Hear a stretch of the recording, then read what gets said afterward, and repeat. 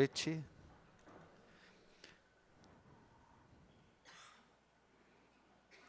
Nós vamos dar continuidade ao nosso estudo do Livro dos Espíritos e estamos estudando ainda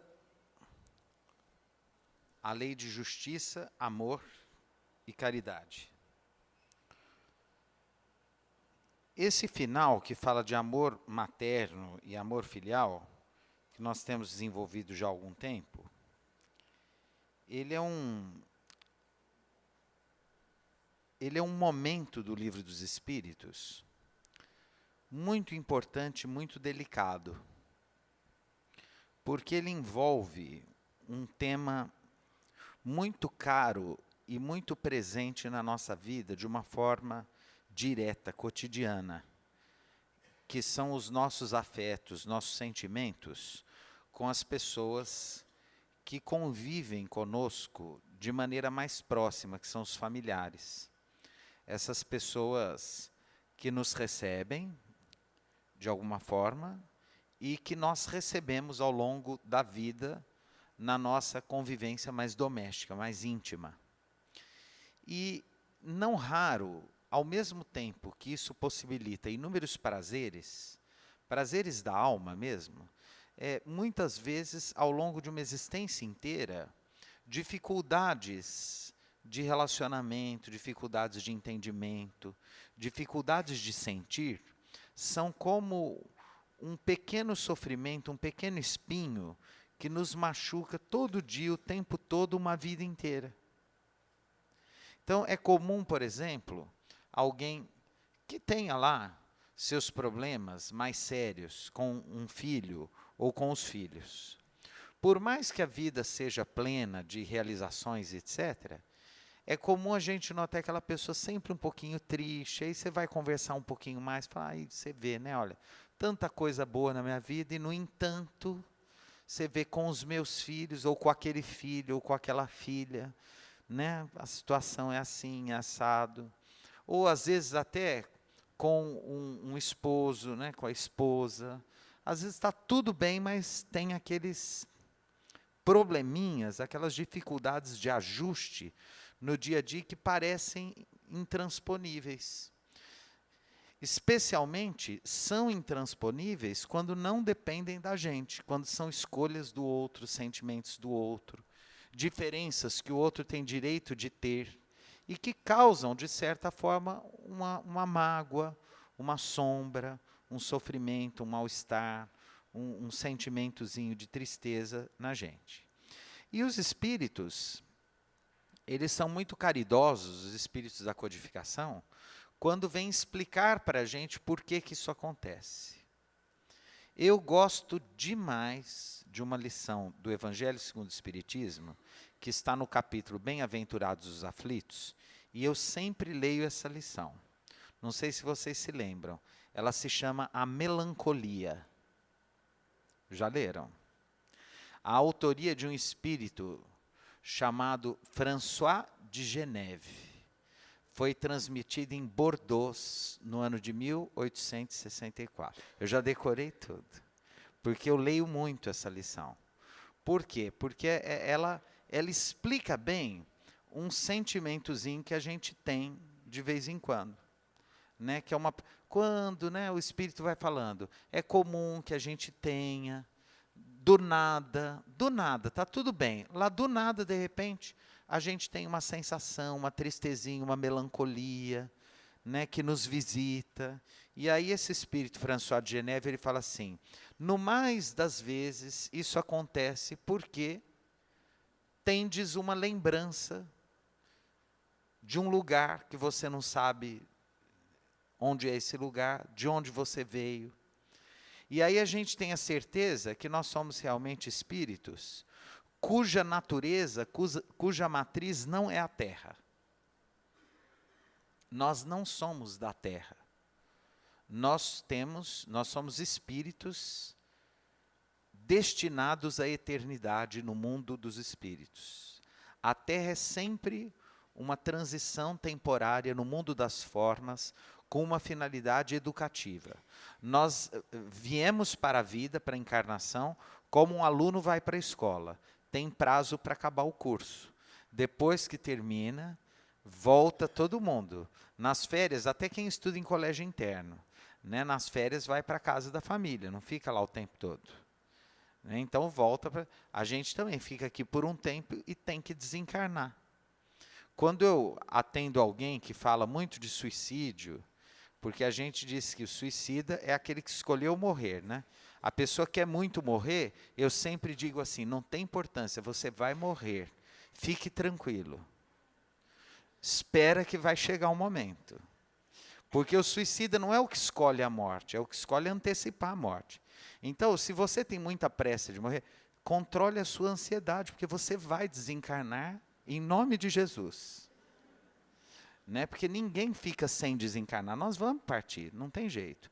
Então, não precisa ter pressa. Na hora certa, quando for conveniente para nós e para o mundo dos espíritos, para os nossos benfeitores, aqueles que comandam, né, a nossa trajetória aqui, que estão do nosso lado, que são espíritos afinizados conosco, eles vão providenciar o nosso retorno. Né? E, voltando então a esse término desse capítulo, o que Allan Kardec se preocupa em questionar aos espíritos, né? Justamente isso. Ele vai falar, olha, por que tem mãe que não consegue amar tanto o filho? Por que tem filho que não consegue amar tanto o pai e a mãe? Né? Por que tem gente que nasce em condições tão boas e não vira nada? E tem gente que nasce em condições tão ruins e às vezes supera tudo isso e chega, não é, a pontos muito importantes da vida espiritual, intelectual, social, enfim. Né? Então nós trabalhamos aqui a questão 890, já em domingos anteriores, que é o amor maternal, uma virtude ou um sentimento instintivo, comum aos homens e aos animais. E a gente viu que os espíritos orientam que é uma coisa e outra.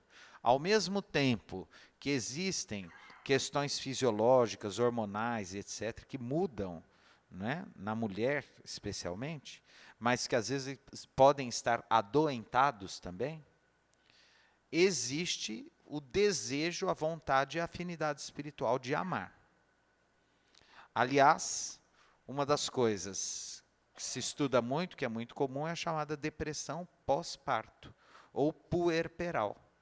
Em muitos casos, quando isso é muito intenso, a mãe não pode, em situação nenhuma, ficar sozinha com o bebê, porque corre o risco de cometer infanticídio, de matar o bebê.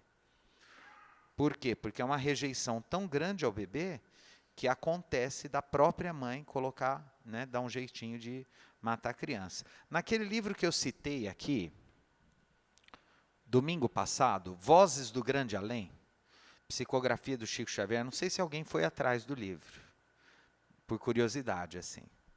Tem uma mensagem de um espírito que o Chico recebeu, psicofonicamente, ainda em Pedro Leopoldo, de uma mulher em desespero, porque naquela época, nos anos 30, 40, ela engravidou, teve um bebê, e ela deu um jeitinho de sufocar a criança, inclusive sepultar escondido no quintal de casa, aquela coisa toda.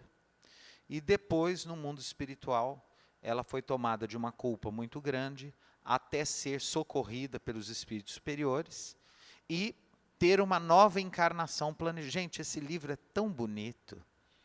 Não percam tempo, tem tantas histórias interessantes. Vozes do Grande Além. Tem lá esse espírito, ele dá o depoimento dele. Então, acontece. Agora, eu li essa semana na imprensa que os estudiosos descobriram que pai também tem depressão pós-parto. Olha que interessante. Por quê? Porque, especialmente, porque é o seguinte, ninguém tem filho com obra do Espírito Santo. Então, é sempre um trabalho a dois. E a ideia de vir a ser pai também começa a causar, inclusive, alguns efeitos fisiológicos no homem. né, que afetam o sistema nervoso central.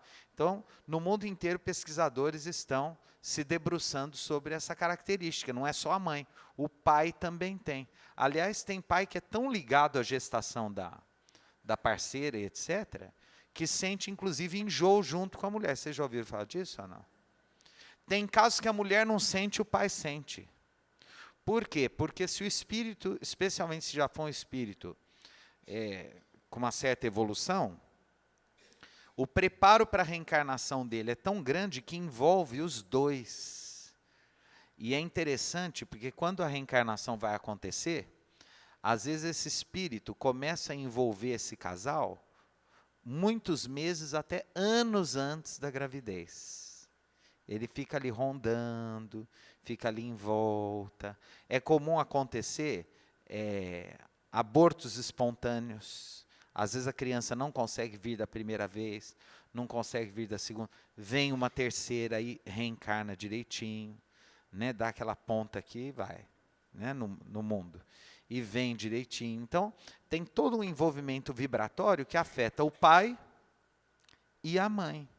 Se tem um irmão, afeta o irmão, a família, de modo geral, né? Se é a mãe sozinha que vai ter a criança, então está envolvendo ali a mãe, etc., que não tem problema também, né? Às vezes, tem mãe que dá conta, às vezes, muito melhor do que mãe com pai junto e com família inteira, isso não é um problema, né? Porque hoje a gente sabe que tem família de tudo quanto é tipo, né? Família de só mãe, de só pai, de mãe e pai, de vô e vó, de mãe e pai, de pai e pai, de mãe e mãe, de pai, mãe e outro pai, mãe, pai e outra mãe, tem tudo, ah, beleza. No mundo de tudo tem, na vida de tudo há. Desde que, né, exista aí acordo entre todo mundo, está tudo certo, né? Então os espíritos falam que conseguir amar os filhos já é uma virtude, já é um traço de evolução espiritual. E aí ele diz, se o amor materno é uma lei natural, por que existem mães que odeiam os filhos e frequentemente odeiam desde o nascimento? É uma pergunta de Allan Kardec. Se ele perguntou isso, é porque provavelmente ele sabia que isso existia. E por que ele sabia que isso existia? Porque, vamos nos lembrar, Allan Kardec era professor. E professor de alfabetização, primário. Então, né, viu, Salete? Era igual você. É isso aí. Lidava com a meninadinha. Vinham os pais trazer para serem educados. Então, ele tinha contato com o pai, tinha contato com a mãe, com as famílias que vinham trazer as crianças. Ele escrevia livros, especialmente de matemática e de gramática, para ajudar na alfabetização das crianças na França. Ele ajudou o professor Pestalozzi na Suíça, em Yverdon, como assistente do Pestalozzi, né, que foi o grande educador suíço, né, do século XIX. Então, ele tinha contato com criança, com pai, com mãe. Ele via, às vezes, mãe com um problema muito sério com as crianças. Então, Allan Kardec estava fazendo uma pergunta sobre um tema que ele conhecia muito bem, porque ele vivia de sala de aula, ele era professor. Qual era a profissão de Allan Kardec? Professor. Ele era professor, era pedagogo. Pé de criança, agogo condutor, condutor de crianças, pedagogo. Então ele conduzia crianças, ele via situações difíceis, como a gente, eu já trabalhei em escola há muitos anos, quem trabalha até hoje sabe dos problemas. Às vezes a criança chega com um monte de problema, a gente vai conversar com a mãe, e ver as dificuldades na relação com a mãe, com o pai, com a família. Allan Kardec vivia tudo isso. A gente esquece, né, da vida cotidiana de Allan Kardec, né, da vida comum do professor Rivaio, né?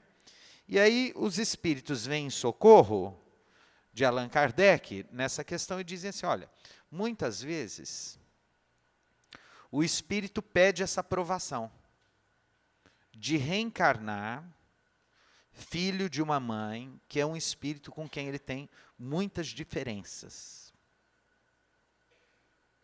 E por que ele pede isso? Que é uma prova para o seu espírito, que ele precisa vencer. O que é prova? Prova, esse nome prova, vem do verbo provar. Na prova, eu preciso provar alguma coisa. Então, o que é uma prova? É o mecanismo, é a ferramenta pela qual eu provo alguma coisa. Se eu escolho uma prova, eu quero provar alguma coisa. Eu quero provar para quem? Para mim mesmo. Então, do ponto de vista da reencarnação, a escolha das nossas provas se dá por uma necessidade que eu tenho de provar para mim mesmo que eu já sou capaz de alguma coisa. Então, eu escolho aquela natureza de provas. É diferente da expiação, com X, porque expiação com S é de espiar. Espiar pelo buraco da fechadura. Espiar pela luneta. Expiar com X quer dizer pagar uma dívida. Resgatar um documento, uma promissória. Então, se eu fiz mal para alguém, eu violei as leis divinas e preciso resgatar essas dívidas. Então, eu construo para mim, quase como numa ação mecânica, uma expiação. Vou ter que pagar pelo mal, pelo sofrimento que eu causei para alguém, ou em alguém. Nesse caso, se eu escolho reencarnar filho de uma mãe má, como dizia a Melanie Klein, a discípula do Freud, ela que fala da boa mãe, a mãe suficientemente boa, etc. Se eu escolho uma mãe difícil, etc., é porque eu quero provar a mim mesmo alguma coisa. Então, os espíritos dizem assim, é uma prova escolhida pelo espírito do filho, ou uma expiação, se ele tiver sido um mau pai, uma mãe ruim, ou mau filho em outra existência.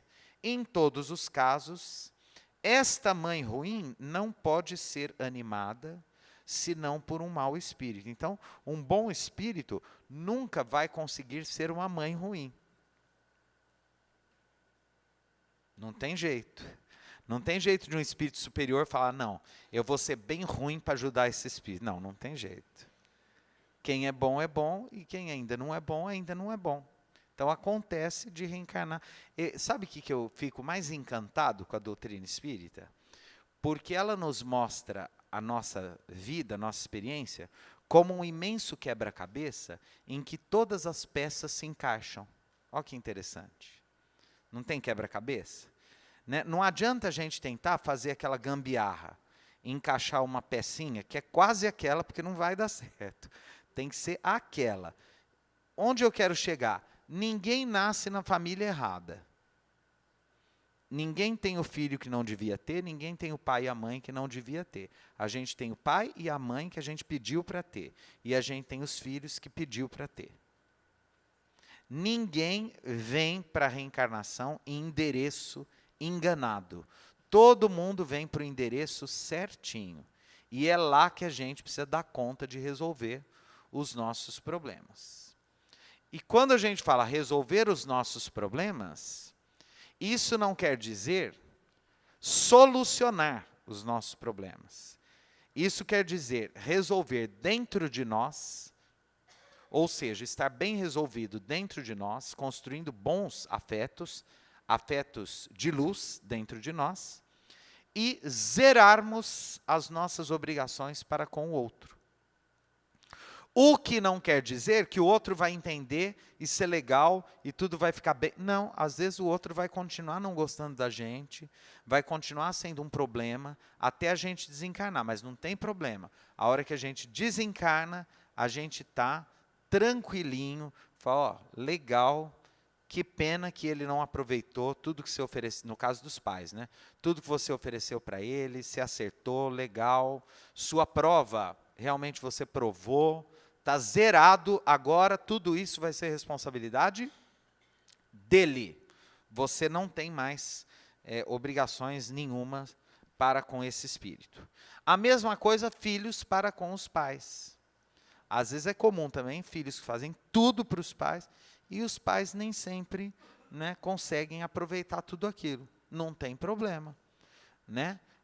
Os filhos fazem tudo, isso é obrigação deles, se os pais aproveitam ou não, é um compromisso consciencial dos pais. Então, de novo, essa coisa da gente reencarnar, provar e etc., é sempre provar para a gente mesmo. nós precisamos desencarnar bem na fita, com a nossa fita. Não é bem na fita. Não adianta eu desencarnar bem com todo mundo, mas não estar bem comigo, com a minha consciência. Eu preciso desencarnar bem comigo. Eu preciso estar bem na fita comigo. Porque, por mais que a gente faça, às vezes o outro realmente não gosta da gente, não entende a gente, né, não compreende, não tem afinidade, não vai com a nossa cara. E aí nós vamos fazer o quê? Não tem o que fazer. Né? A gente toca a nossa vida, faz o que a gente... Né? É como essa coisa do perdão. Né? A gente faz as coisas, erra naturalmente, e a gente pode pedir perdão e tentar restabelecer as coisas, reparar as coisas. O outro pode nos perdoar ou não, mas isso é problema do outro. Se a gente está bem, gente, olha, errei sim, manchei o teu nome, mas foste tu mesmo culpado. Que malandragem, hein?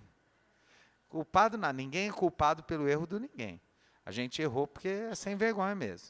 Ninguém é culpado pelo erro de ninguém. Mas se a gente fez, né, não foi legal com o outro, fala, olha, foi mal aí, desculpa, tal, de verdade, gostaria de fazer diferente, queria fazer de um outro jeito. Fala, não, não gosto de você, não quero, não te desculpo pela eternidade. Faz o seguinte, vem tomar um passe primeiro, porque a coisa está feia, pro seu lado. Né? Só que, ao mesmo tempo, não dá para ficar lá parando a vida para o outro te entender. Então, que pena, ele não te perdoou, mas você toca a sua vida e está tudo bem, vai fazendo o bem que é possível, porque, como diz, né, o nosso grande filósofo Cazuza, a sua piscina está cheia de ratos, suas ideias não correspondem aos fatos e o tempo não para, não para, não para. E não para mesmo. Hoje a gente está aqui, amanhã já é outro dia, daqui a pouco começa a festa junina, não é isso? A gente sai da cerveja gelada, vai para o quentão, e depois vai para... Lá no mundo espiritual, diz que de vez em quando tem um suquinho de pera a hora que chega. Daqui a pouco a gente vai para o suquinho de pera lá em cima, né? Depois, para terminar... Então...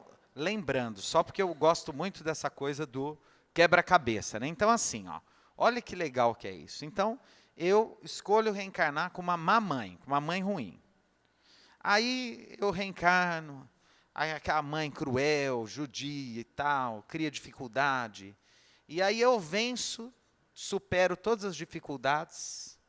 O que acontece? Aquela mãe que foi má, que foi ruim, etc., assumiu altos compromissos com ela mesma, com a consciência dela. E nas outras encarnações, ela naturalmente vai estar numa condição ruim, nesse campo, né, familiar, das relações familiares. Né? Provavelmente ou vai reencarnar com uma mãe ruim igual ela, ou vai vir na orfandade, etc. e tal. E eu estou tranquilo. Contrariamente, eu tive pais maravilhosos, e eu sou um mau filho, eles vão estar livres dessa encrenca que eu sou. E eu vou assumir compromissos perante a minha própria consciência e vou criar resgates para o futuro. Então, tudo vai se encaixando. Olha que legal. Como num grande quebra-cabeça, em que as pecinhas vão formando essa paisagem. E é curioso, porque agora eu vou criar uma metáfora aqui, que nem sempre é muito fácil de entender, mas vamos tentar. A cada instante, quer dizer, na nossa trajetória no tempo, a gente vai colocando uma pecinha nesse quebra-cabeça, cuja paisagem vai se alterando a cada momento também. Porque como a nossa evolução nunca se completa, a gente trabalha num quebra-cabeça que não existe uma última peça. Olha que curioso. Né? Quando a gente acha que completou, mudou a paisagem, falta uma lá. Aí a gente vai para uma nova existência e colocar aquela lá. E esse quebra-cabeça vai ficando cada vez maior, mais iluminado, com paisagens mais deslumbrantes, que são as paragens que nos esperam na condição de espírito mais feliz, mais perfeito, mais liberto dessas confusões que a gente vai arrumando ao longo da nossa trajetória evolutiva. Depois, no final, a última pergunta do capítulo é: Quando os pais têm filhos que lhes causam desgostos, não são desculpáveis de não terem por eles a ternura que teriam caso contrário? Olha que pergunta interessante. Né? Eu tenho um filho que só me dá desgosto. Eu não estou desculpado de não gostar deste ser terrível? O que os espíritos respondem, hein? Olha que interessante. Não. Não tem desculpa. Porque se trata de um encargo que lhe foi confiado e sua missão é de fazer todos os esforços para os conduzir ao bem. Por outro lado, esses desgostos são quase sempre a consequência dos maus costumes que os pais deixaram os filhos seguir desde o berço. Eles escolhem, portanto, o que semear. Então, assim, como a nossa visão é muito estreita, a gente só pensa na encarnação presente. Mas, às vezes, esse espírito que está dando muito trabalho nessa encarnação, ele só dá muito trabalho porque tudo que incomoda a gente nele, muito provavelmente na outra encarnação foi a gente que induziu ele a aquele tipo de hábito, de dificuldade, etc. E aí a gente escolhe vir para tentar ir reparando aquilo que a gente mesmo criou neles. Então, quando os filhos dão muito trabalho, muito provavelmente, a gente, se não é muito parecido com eles, naquilo que eles dão trabalho, muito provavelmente a gente já foi, e aquele trabalho que dá para a gente é algo muito parecido com a gente no passado. Agora, o único jeito de lidar com essa situação, e não tem outro jeito de lidar com essa situação, é a gente entender a diferença entre desejo e expectativa. Então, vamos entender. Desejo, todo mundo tem, é da vida. Desejo é uma palavrinha que vem do latim desidério, que antigamente era até nome próprio. Tinha muito sujeito que se chamava desidério, não é? Desidério vem de sidério, de onde vem sideral, estrelas. Olha que interessante. Então, o que é o desejo? Desidério é a vontade de alcançar o inalcançável, as estrelas. Então, ter desejo é querer sempre algo que a gente ainda não tem. E isso é do próprio ser. O ser é sempre um ser desejante, porque nós somos seres condenados ao futuro. Né? Não é uma escolha ter futuro, é uma condenação. Nós não temos escolha, a gente está condenado a daqui a pouco. A gente é sempre projeto. À frente, jeto jactus, um jato que se lança à frente. Por isso somos projetos, sempre para frente, sempre para o futuro. E aí nós temos desejos, a gente quer coisas que a gente não tem. O sofrimento causado pelo desejo começa quando a gente transforma desejo em expectativa. Então, olha que interessante. Ó.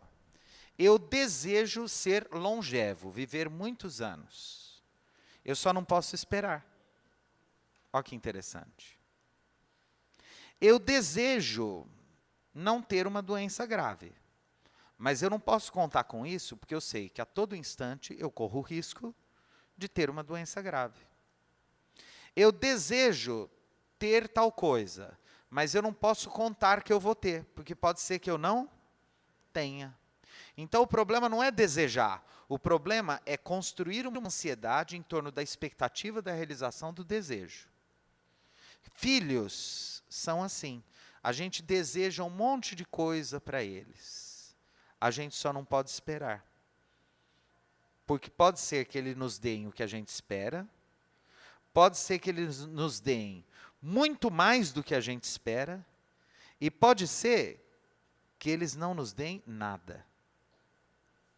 Pode ser que eles desencarnem. Olha aí, não é, Glória? Vai embora. Então não dá para esperar, não é o que a gente quer, mas a gente está aberto para uma vida cuja determinante é a indeterminação, é o imponderável. Né? É aquilo que precisa ser, não está na nossa mão. O que está um pouquinho na nossa mão? Fazer o que é preciso ser feito, as orientações seguras da nossa consciência. Fazemos o melhor que conseguimos, tudo que está no nosso coração, na nossa consciência. Quando a gente erra, a gente cria resgate e prova para o futuro, não tem problema, porque a gente tem a eternidade pela frente também, não tem problema, a gente vai reencarnando até conseguir, né?